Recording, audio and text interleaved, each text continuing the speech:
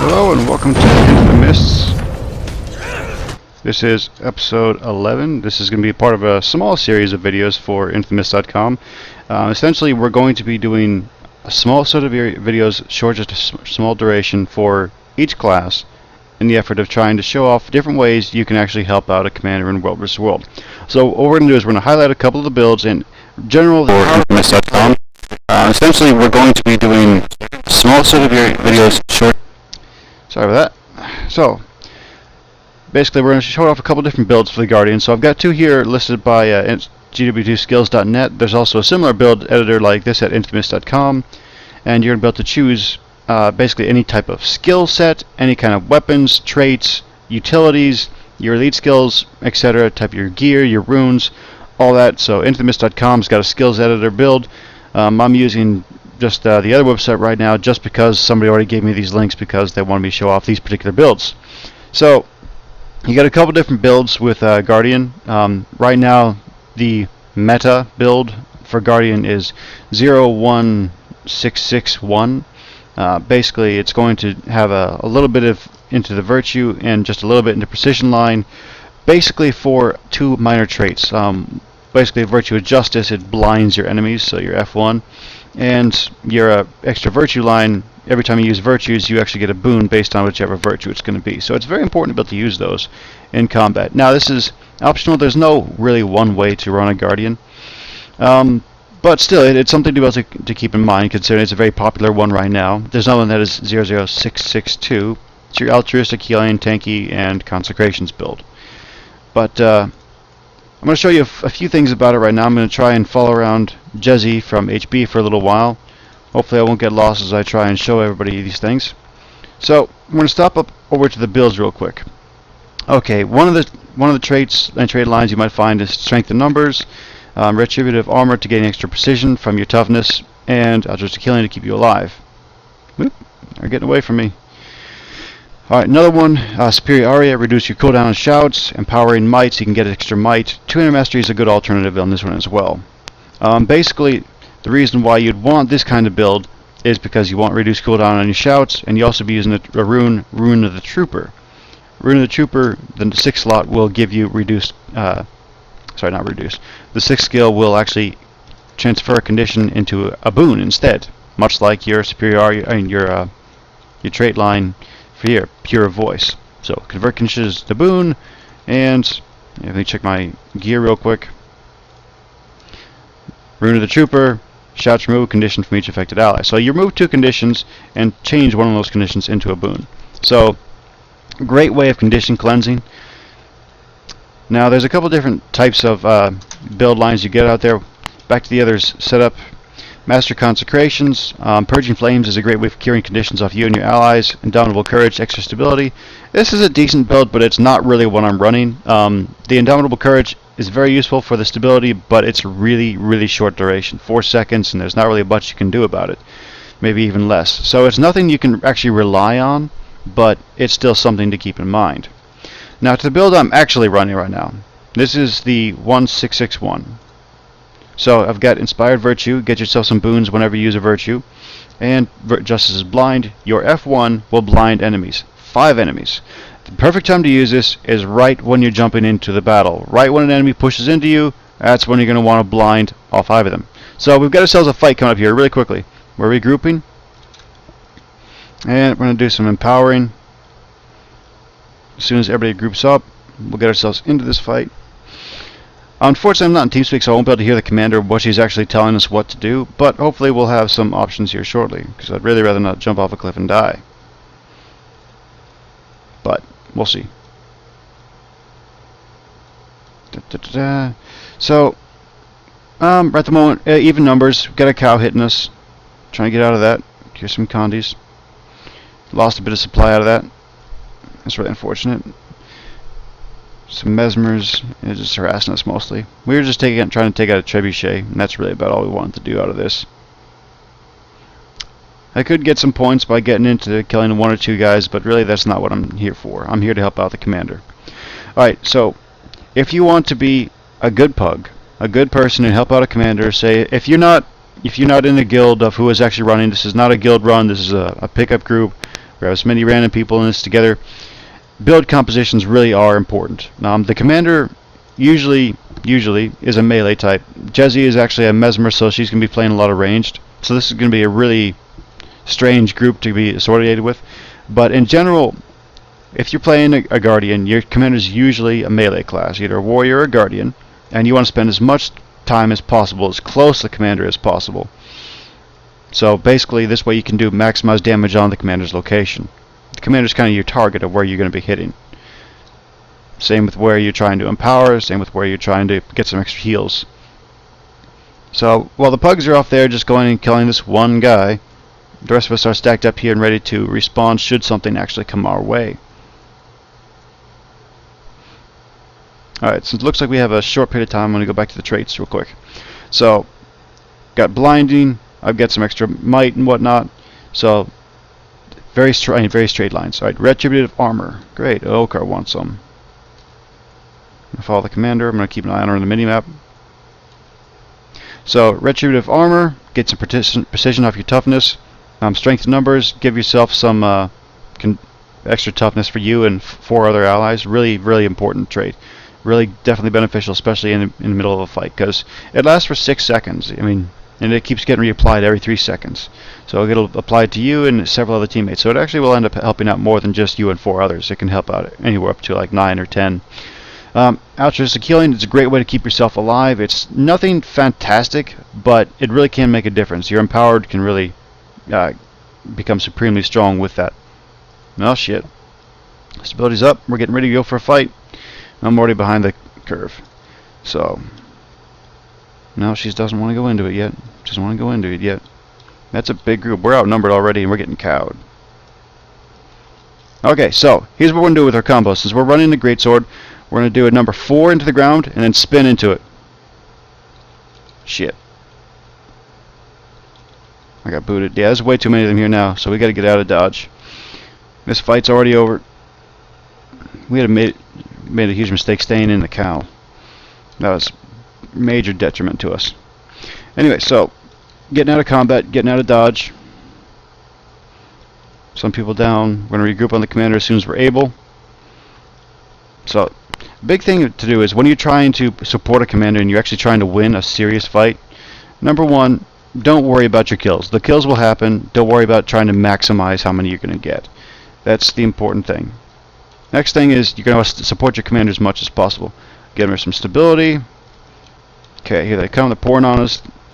And we're getting cowed again. So, we're going to pull back on this one. Purging conditions. Helping out some people that are down. Okay. Got him up. Saved him just in time. Happy days. Man, that's a blob. Ooh, this is not a good place to be. So, looks like they're following us. Okay, so what you saw back there was me trying to be a good support. Gave my commander stability when they were initially going to push us. And they're still coming up. We're in a dire situation. So, Jezzy's dropping down. I'm not sure what she's got in mind. But, okay. Pulling up to the backside. Yeah, this is very much a pug manning force. The only way a commander will ever be effective, the only way anything on the map gets done effectively is when it's organized. And right now, there's only a handful of us here, which is making it very difficult for her to actually be a good commander. Because not enough people are supporting her. So, time to empower a bit, get some people some extra damage. Your empower actually has a large range. It's a pretty significant, and hopefully we'll be able to do some more damage with it. Do we have an elementalist here? I don't think so. Whoa! Oh, that's a warrior. So, while the commander's off busy fighting enemies out there, I'm going to go and interrupt this guy and give him reason to think again. Okay, I got my empower ready again. I'm going to do some more empowering. Hopefully we'll have to get some more damage on it. The trebuchet's got to be getting low on health. Okay, no, it's at half. Great. So, let's go ahead and make some swaps. Okay, going back to the trait line. I don't need this build anymore. It's not really ideal for me. Going over to the next build. This one is essentially what I'm running. Strength in numbers, retributive armor, pure voice, 200 mastery, superior aria. So it's exactly what I'm running right now. Very beneficial. The way it works out is with your rune and your traits, you're going to be able to have two condition clears based off of your shouts.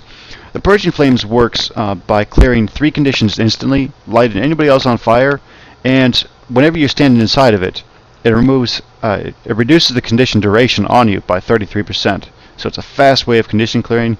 You add that with the lemongrass. There's a lemongrass and poultry soup. It gives you minus 40% condition duration.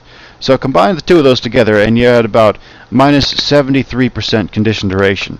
And say if you are a warrior with the Dogged March trait so that you cure chill and cripple 33% faster, chills and cripples only last for about 6% duration. So you're basically never going to get stuck in one spot if you're a warrior with this kind of setup, especially if all these is getting combined.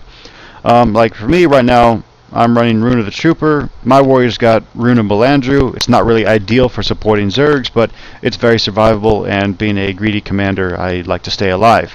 So, okay, I'm pugging it up. I'm leaving the guard behind.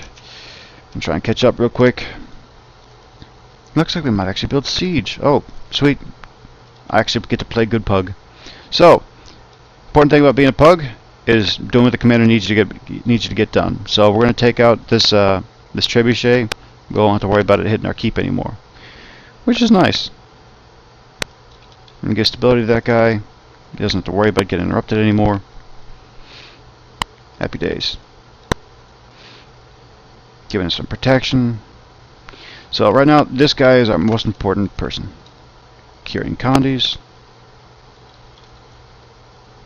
And give him some might, give him some heals. More heals. I heal whenever I dodge roll, which is important. So it looks like we took out... No, we still haven't taken out the trebuchet. Yeah, some more healing. Stability's up. Have some more healing. The air cart's going down. And that, dang, the trebuchet's still up. It's a stubborn one. Build another one. Build another one.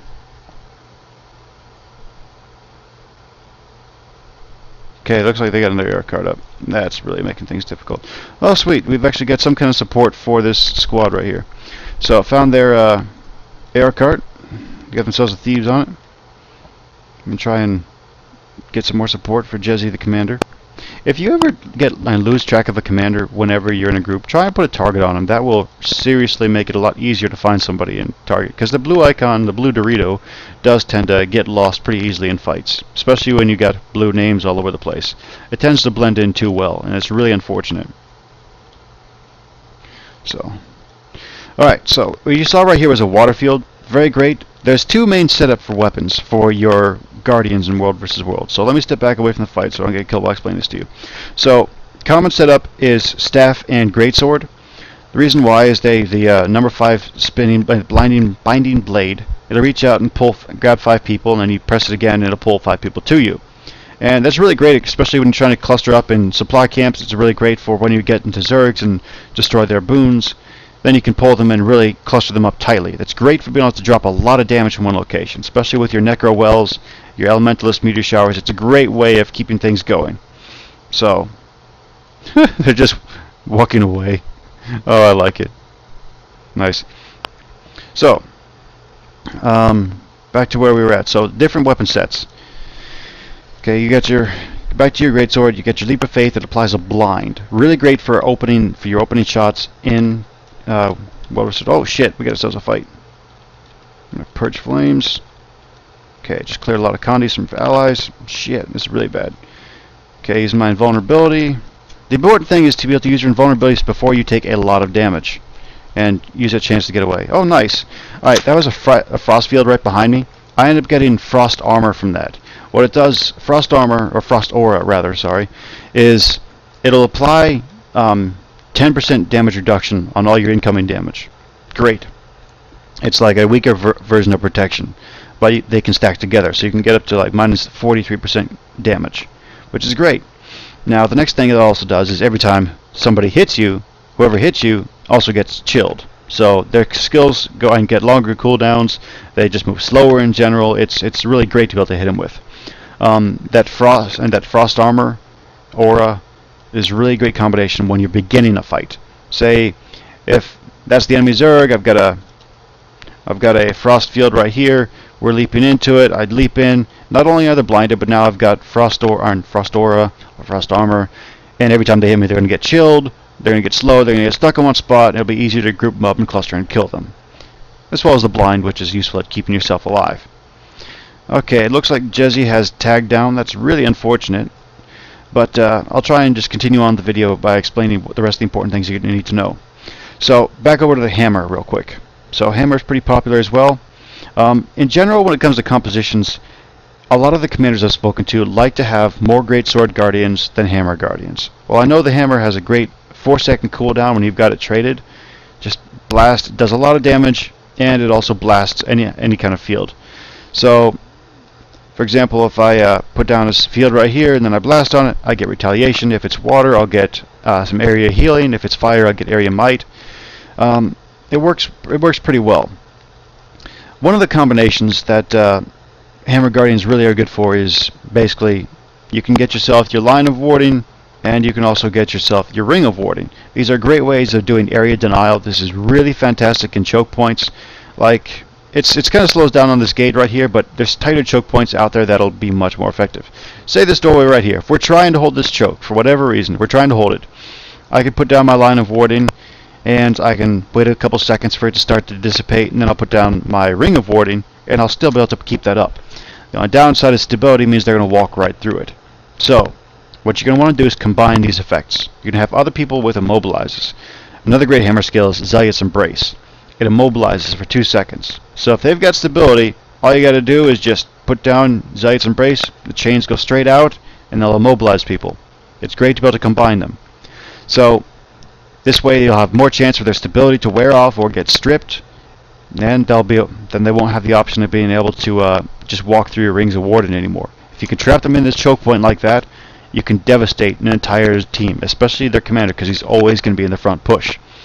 So, you can use it to get yourself your ring of warding, get your immobilized so they're stuck in it, jump in with your hammer bash and go to town. I gave myself some retaliation and just bash away. Now, with your auto attack with your hammer, first part up on the top, hammer swing, do damage, hammer bash, do damage. Symbol of protection. Symbol of protection will apply protection up to, and you get protection for 1 second and per pulse, and it's going to last for about 2 to 3 seconds. So you're going to get basically 3 pulses of protection. And essentially, if you're doing your auto attack, you will have constant protection as long as you're just doing auto attack and hitting something. So that'll be a great way of being able to keep protection up on your allies, but then again, you're also sacrificing all their skills. But yeah, if you want to do your mighty blow and interrupt the chain rotation of auto attacks, you'll get some more damage, you'll get a blast. The protection loss won't be that big, especially if you already have hold the line. So you'll be able to keep people up alive and in good shape. Let's see. We're starting to lose our fortified wall. That's unfortunate. Let's see. Other important skills for you to know. Banish. Hey, that's cool. It's great for knocking people off of edges, off of ledges, off of some ally when they're trying to stomp them. Great way of getting rid of them. It's got a 750 launch range. It's fantastic. Let's see. Other important skills. Shelter is very good. It keeps you in basically almost invulnerable for 2 seconds. Any conditions already on you are going to keep hitting you, but it'll block all incoming attacks, which is great. The downside is, if you are running through a ring of warding and you don't have stability, you will get knocked down, your heal will be interrupted, and you won't heal for anything. It sucks. Also, when you're healing, don't dodge roll, because it's still going to go on cooldown and you're not going to get your health. Important to know. Let's see. Okay, we've got another commander up. Allison the Morbid. Let's go ahead and pop over. We'll try and help him out. So, we'll be following this new commander. Just go ahead and get myself some swiftness, and we'll get started. So I'm going to swap up my weapon set again, back to the Greatsword, to explain a few more things to you. So, with this symbol of wrath, gives you retaliation. It's a pulsing symbol of retaliation. Does a decent amount of damage. And also, if you combine that with Whirling Wrath, cleansing bolts. All these blue bolts that just came flying off will cure conditions from your allies, as well as doing damage to your enemies. So not only is I getting hit by a symbol of wrath, They're also getting damage from the Whirling Wrath, and your allies are getting their conditions cleared from those little whirls that were coming off of it. So it's a fantastic way of keeping your team alive, clearing out those conditions really nicely. If you can get several Guardians to do it all at one time, if the commander's calling for a bomb, symbol 4, Whirling Wrath. 4 then 2, 4 then 2. Get it into routine. When you're starting out your fights, leap in, get your blind in. It's a great way of keeping your team alive. And also, early on in the battle, as soon as you get into like a big cluster of them, pop your virtue. Alright, your number of targets, 5 targets with a 1200 radius. That's basically, let's see, 1200 range. Any enemies within that kind of range. It's pretty darn ridiculous. So it's a fantastic way of keeping the enemies blinded. Once you're close enough, pop it. Your allies get might. They all get some extra burning and blindness. It's really important to start out your battles with that if you're running this kind of build. So let's go ahead and trade it up real quick. Let's go ahead and make some changes and make up some changes. So we drop Radiance line, we throw it back into Virtues. I get a little bit extra boon duration. Really useful stuff. A couple ways you can go about it. Vengeful for extra retaliation. If you're running a really heavy retaliation group, that's good to do that. Especially if you've got an extra line to Virtues. If you went farther into it, that would really pay off. But for the most part, I recommend Master of Consecrations, because Purging Flames really is a useful skill. Let's see, let's go take a look at it right now. 35 seconds without the trait, 28 with the trait. Really can pay off, especially with whenever you get into a heavy Condi situation. When you get into Zerg fights, it's basically a mass cleanse that can be combined with your other traits. If you really wanted to play support, you could end up swapping some traits out and going into 6 into Virtues. It's unusual, but not terribly uncommon. Absolute Resolution, it's another way of getting some Condi clears. It'll give you a stronger passive heal, and whenever you burst it, whenever you use your F2, it'll heal for a big burst for you. It'll apply retaliation and regeneration to you and allies, and cures 3 conditions. So it's a great way of curing conditions, but I don't necessarily say I want to go down that road unless you really want that boon duration. If you're just playing support Guardian, okay, I could see that. With this, I'd rather swipe up to strength in numbers though, because you're just not going to do any kind of damage with this setup. So keep that in mind. But Indomitable Courage, it'd be good to have the extra boon duration. Absolute Resolution. A good other utility to keep in mind is where'd it go? Hallowed Ground. Basically, it's 2.5 seconds of stability per pulse. So, Hallowed Ground.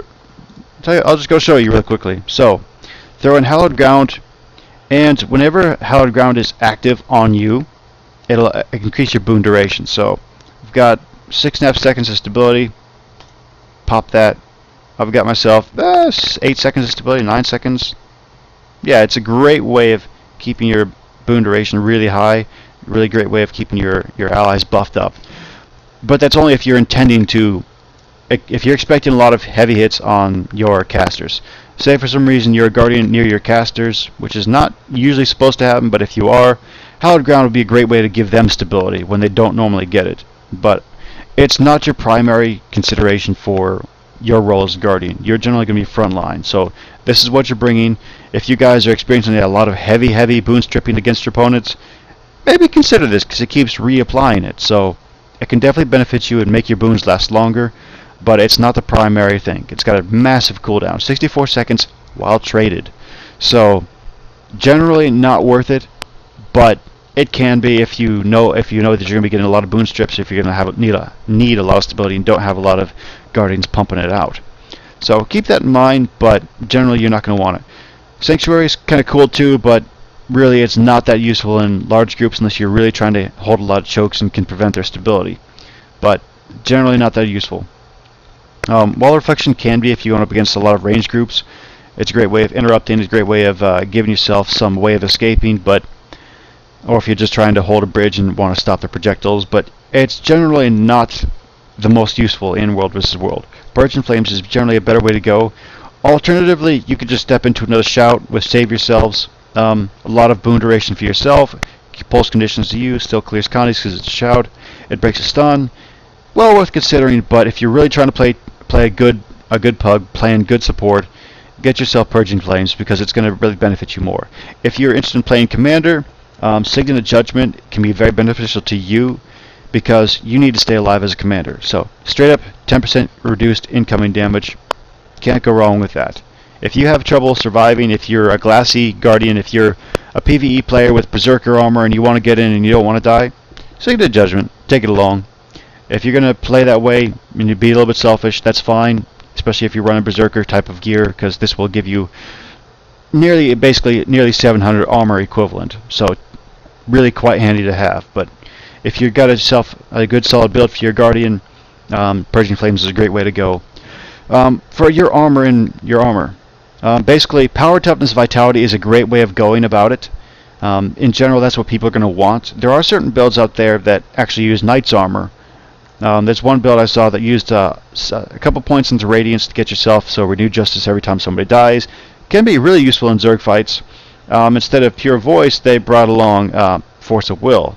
3,000 extra health. Combine that with your guard stacks, you're upwards of 22,000 health. Nothing to complain about. Not too shabby at all. And bringing along the Rune of the Soldier, or the Rune of the Trooper now, you can still clear some conditions with your shouts. Really not bad. It's also had, the build I saw had upwards of 50% critical hit chance, so that's not bad at all. Not bad at all. Especially if you got some Berserker trinkets. Let me go get my trait set up back. Altruistic Healing and Retributive Armor. We'll be okay with that, so I'm going to keep my Master Consecrations just because I do love the condition clearing for this setup. I do like to support commanders with that kind of feature. And really, generally, it's going to be very beneficial to your pug supporting.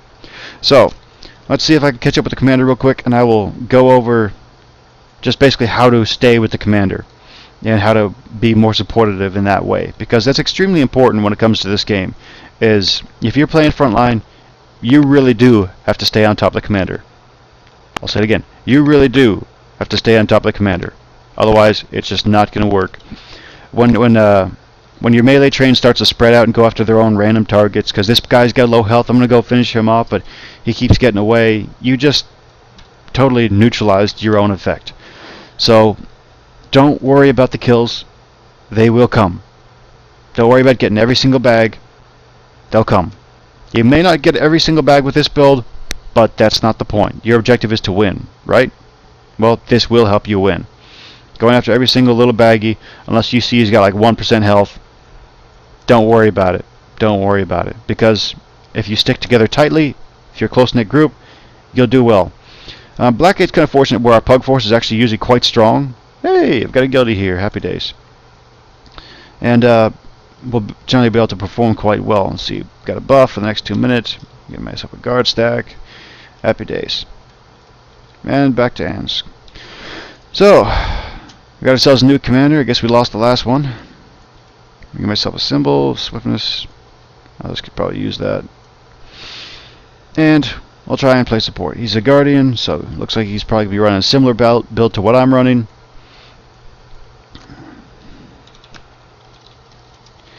Okay.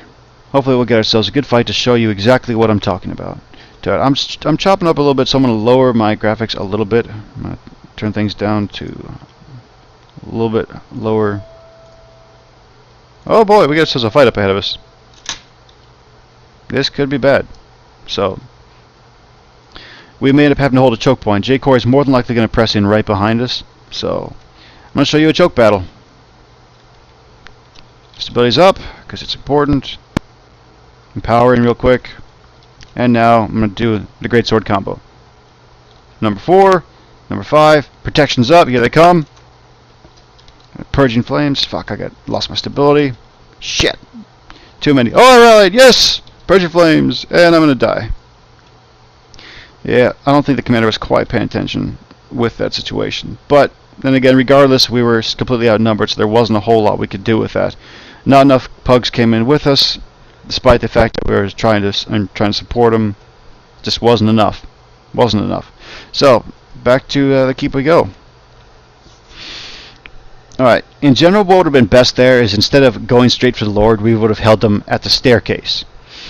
Now, if that was the case, we'd have had a very, very, very tiny choke point to catch them in. Considering they were outnumbering us, we would have been far better off with an arrow cart. I don't think we had time to build an arrow cart, but I suppose maybe we did. And that would have really helped change the tide, but I don't think we would have actually won that. I would have hoped that we could have gotten a couple down and dead, especially if they have up levels, but I don't think we would have actually held it for the long term.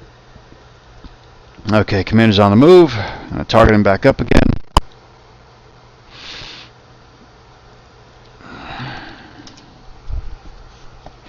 Alright. I wonder what he's going to do now. So,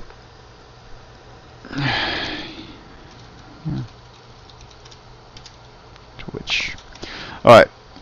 We've kind of showed off the majority of the things that you're going to need to know as a Guardian. I really wish I could get you some good examples of solid fights and how to play this position, but I don't think we're going to get that for you today.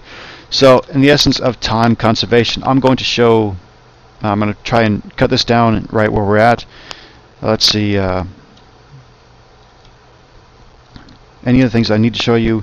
For trinkets, generally you're going to want to get yourself some Berserker stuff. I have gone towards a mix of Cavalier and Berserkers, but it's still going to be a very solid setup. Guardians do tend to lack precision because they generally have to start focusing on adding up to their vitality because their base health pool is quite low. But for me, I'm running Sentinel's armor just because I'm running as a commander usually. So I just have my tanky armor and I have my DPS armor. So that's really going to be just keeping me alive so I can help keep the others alive. I know there are certain cleric guardians. They're generally not the most useful in World vs. World, but I know a lot of people are going to dispute that. Cleric guardians really can be beneficial. Their dodge roll heals can heal upwards of almost 2,000 or so, especially if they have the right food for it. For guardians, I would recommend probably getting yourself some quality maintenance oils or master maintenance oils. Combine that with, say, some butternut squash soup. It's going to add a lot of precision, a lot of critical hit chance for you. So those are both really solid ways of boosting up your critical hit chance right now. Say, like right now I'm Sentinel's armor. I've got like no precision whatsoever. Switch over to my greatsword. I can toss in some superior maintenance oil, and let's take a look. My critical hit chance just went up to 39%. If I get myself Fury, then well, it puts me up to 59%, and I got a strong chance of getting critical hits. So that way, I'll be able to support the team. For me, I've chosen to make my staff clerics just because I like the extra healing power with it. I know I kind of bashed it a little bit, but really, it's nice to have a little extra, especially when you're trying to heal yourself when you got staff, because staff is a very support-oriented tool, so I wanted some extra boost there. But anyway, I'm going to try and finish off this channel, or finish off this podcast, and I'll pick up with Warrior and some of the other classes later on. We'll be doing a podcast for every single class. I've already got Elementalist posted up on YouTube. So if you're trying to find me on YouTube, it's just search for Delith, or channel is like YouTube/DFromSGX, DFROMSGX. Otherwise, if you want, go ahead and watch these streams here on Twitch. You can pop onto YouTube, take a look at them there. Again, this is for IntoTheMist.com. I appreciate your viewing audience, and I really would like to try and produce some more quality video content for you. So if you've got some ideas, some feedback, some comments, things you want to see, things you would like to see different, or think I didn't explain well enough, or just have a different idea on a whole thing, go ahead and tell me about it. I mean, I'd be very happy to make those changes for you, or make another video for you. Oh, looks like we might have a video to show you. Cool. We're going to get a fight in Stone Mist real quick. Awesome. So, let's push in. I'm going to try and line a warning behind them. Okay, commander's pulling off to the side. Just gonna pull to me. Pull to me. Pull to me. Pull to me. Pull to me. Oh, that didn't work. Stand with the commander. Okay, watch out for that well. Shit. Okay, I'm getting hit with a damn meteor shower. I'm going to stay out of that. Okay, I'm going to go in. Following the commander. I want kills, but I want the commander up. Stability's up. Semblance, whirl. Okay, I'm going to purge conditions. I'm going to pull to me, pull into me. Okay, I'm in bad shape now. I'm going to try and use my elite because that's really tanking a lot of the damage. Okay, I got my target on the commander. Fuck, I'm going to get down on this one. Protection's up. Shit! They interrupted my fucking heal with a fear. Shit, I'm so screwed. Yeah, so basically, I don't know what this commander's doing, but there's only 3 of us here, and it's a bad situation. But hey, looks like we escaped. Looks like Tarnished Coast and Jay Quarry are fighting in there. I can't believe that we've actually gotten up on top, but whatever. I'm cool with that. Let me stack up.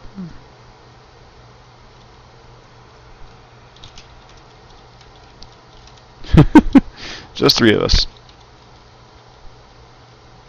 So, yeah, how about that? Yeah.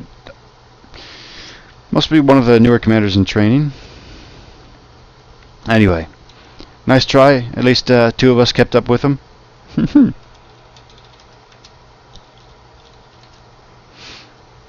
This one I'm gonna keep. Fuck it. Let's do it. Leroy! Maybe we'll get some bags out of this. We're probably gonna get slaughtered. Probably. Oh, Mesmer! He wants some. He doesn't want some. I'm gonna pull his ass. Pull in.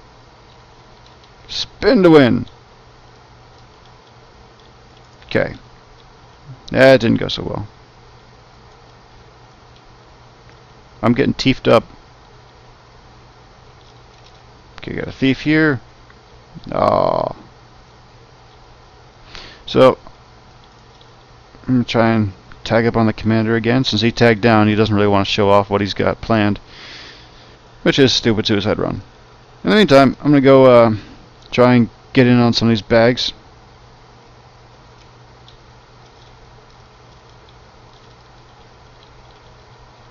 It's a stun warrior.